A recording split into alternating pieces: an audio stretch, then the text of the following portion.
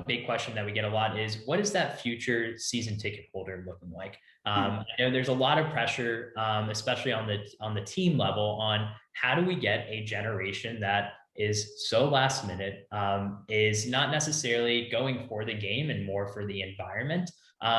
What advice do you have for teams, and either how they can market their games and in-person attendance more, how they can design the in-person experience? Have you seen something work really well, or do you have any advice for teams on how best to attract these kind of last minute decision makers? Great question. And I know all those who are online from teams, especially if you're in the marketing department, from a team, a promotion, even a sales department, right? The one thing we always talk about, you cannot control what happens on the field, right? You just can't, the wins or losses. But you can control, to what Anish just talked about, the experience.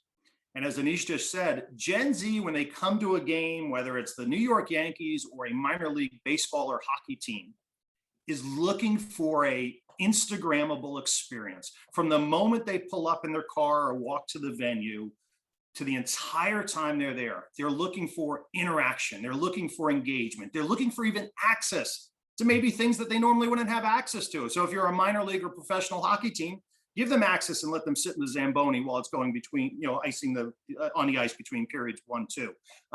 That's the kind of thing that they're looking for. Yes, they're taking in the game as well, but it's more about this experience that's leading to tremendous social currency that they can now share on their platforms to their friends who truly want to see that kind of content, who truly are engaging with that content. And here's the best part of this. The more you do that, the more access you give. And I think the NHL is a great example. You mentioned Heidi earlier. I mean, they were the first professional league that created a Gen Z think tank, and it's now in year 2 or 3.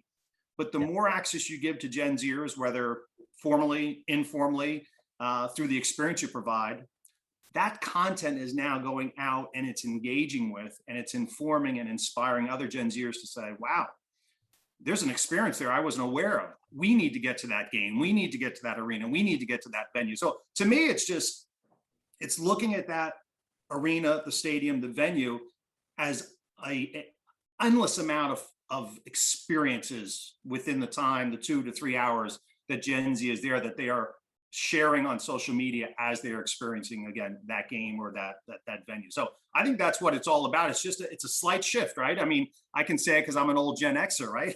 When we went to games, it was about, let's hope the team wins. And I think that's completely changed now. And it's all, again, about that experience from the moment you arrive in the parking lot or however you got there to the moment you leave, and maybe even beyond that. And it's the idea of sharing those experiences on your social media platforms. Yeah, no, absolutely. I was literally just talking to one of my friends who just went to an MLB game, and that's exactly what he was talking about. He was like, no, honestly, part of the reason we went there was we just got a really good deal on food and drinks. And we were going to go out and hang out at a bar for a couple hours, or we could go to a game and actually have the game in the backdrop and hang out and tune in and out of the game. So that's why, in some of our conversations and the research that we do, this kind of redesigning that stadium experience. I think I gave the example of the Miller Lite landing there is crucial, and is a great way to attract Gen Z, bring them into the game, build their loyalty, because they're really loyal. We're really loyal around these experiences and good experiences that we're having.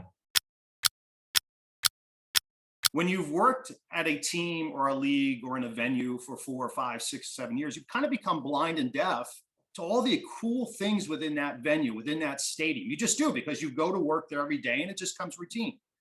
Give those Gen Z ambassadors or those Gen Zers who are in your think tank or those ZEOs, let them walk around your venue just once, and you will be amazed at all the things they will uncover that to you is just normal, right? It's just, yeah, we do this, we have that. It's those kinds of things that they will uncover that will turn the stadium visit into a greater experience, because again, they're looking at through a different lens, through a different eye, and they'll pick on things that you may just think are so that truly resonate with this generation.